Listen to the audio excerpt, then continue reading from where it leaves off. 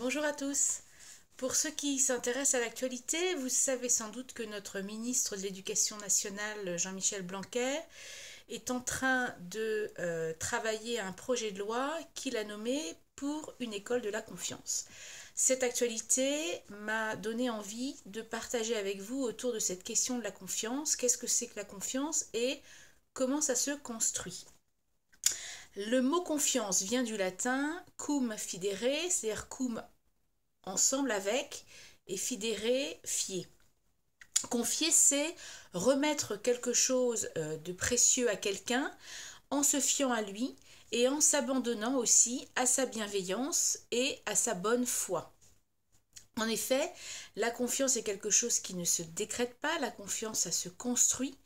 Et il ne suffit pas effectivement de déposer une loi ou d'apposer la valeur confiance au fronton de nos entreprises pour que la confiance miraculeusement émerge, apparaisse et se fasse jour. Non, ça se construit et ça se construit dans la durée.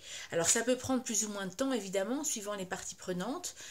Chacun n'est pas, on n'est pas égaux face à la confiance, ça dépend vraiment de nous, de nos histoires, de nos expériences, de notre éducation. C'est effectivement les expériences heureuses ou malheureuses vont aussi nous construire vis-à-vis de cette notion de confiance. Si on a su faire confiance et que je dirais que cette confiance s'est construite sans heurts, probablement on aura plus facilement tendance à faire confiance aux autres. Et puis c'est aussi une question d'éducation bien sûr, si nos parents nous ont inculqué la confiance comme valeur, probablement on aura aussi tendance assez spontanément à faire confiance aux autres. Pour obtenir la confiance, il est important de montrer la voie finalement, d'être d'une certaine façon exemplaire, c'est-à-dire de montrer que effectivement faire le premier geste et faire confiance a priori à l'autre est une manière de lui signifier tu peux y aller, j'ai fait ce premier geste, donc tu peux également à ton tour, dans un principe de réciprocité, me faire confiance également. Donc l'exemplarité, le fait de montrer la voie est quelque chose d'important également.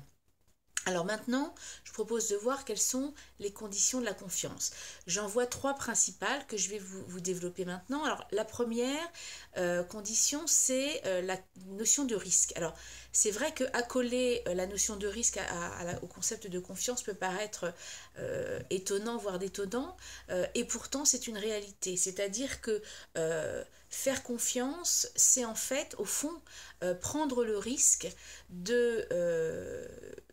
d'être trahi d'une certaine façon, de se sentir effectivement trahi, d'être peut-être déçu.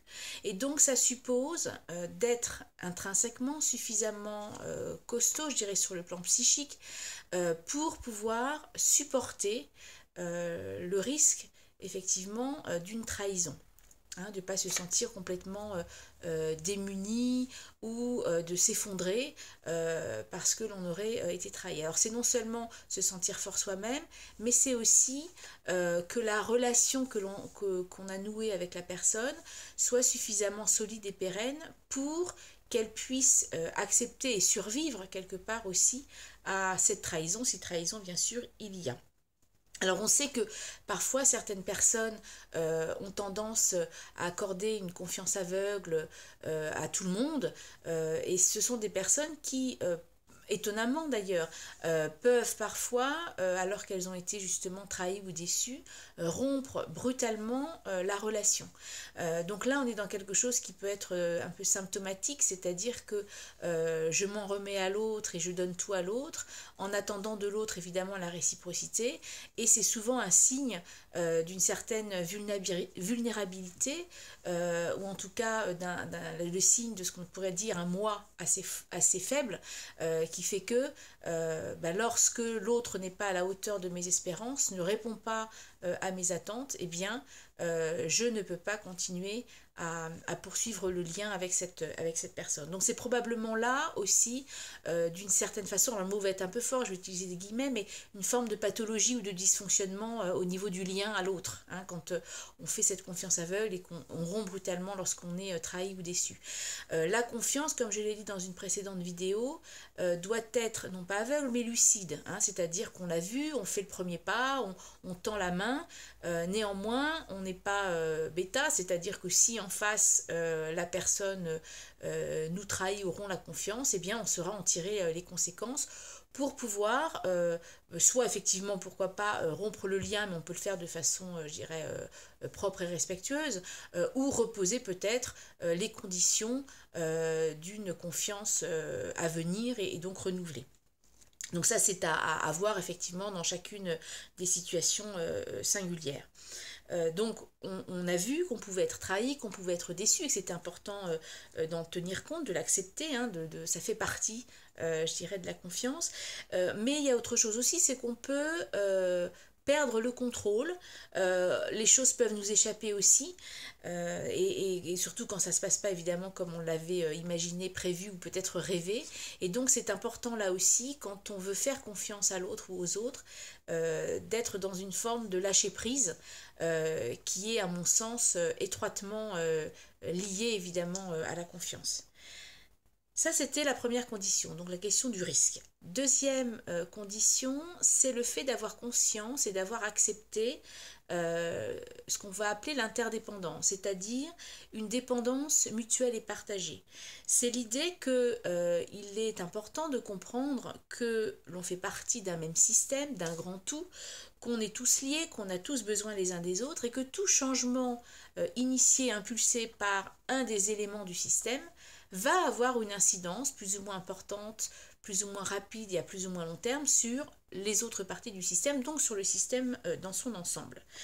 Si on accepte ce principe, et donc j'irais même plutôt cette réalité, hein, parce que c'est, j'irais presque un état de fait, cette réalité qui est l'interdépendance, et qui repose sur une collaboration qui est choisie, et qui n'est pas de l'ordre de la contrainte ou du contrôle, je vais créer là les conditions de l'émergence de la confiance. Donc là, c'est quelque chose d'important, cette idée de non-contrainte et de non-contrôle, c'est-à-dire que effectivement, je choisis délibérément à qui j'accorde ma confiance. On ne peut pas forcer quelqu'un à nous faire confiance, c'est quelque chose, un peu comme l'autorité, on fera probablement, je ferai probablement une vidéo sur ce sujet prochainement, mais voilà, c'est l'autre qui décide de m'accorder sa confiance, et si je me mets en position de contrôler ce que l'autre fait, c'est voilà, quelque part, je suis en train de lui signifier très clairement que en fait, je ne lui fais pas confiance.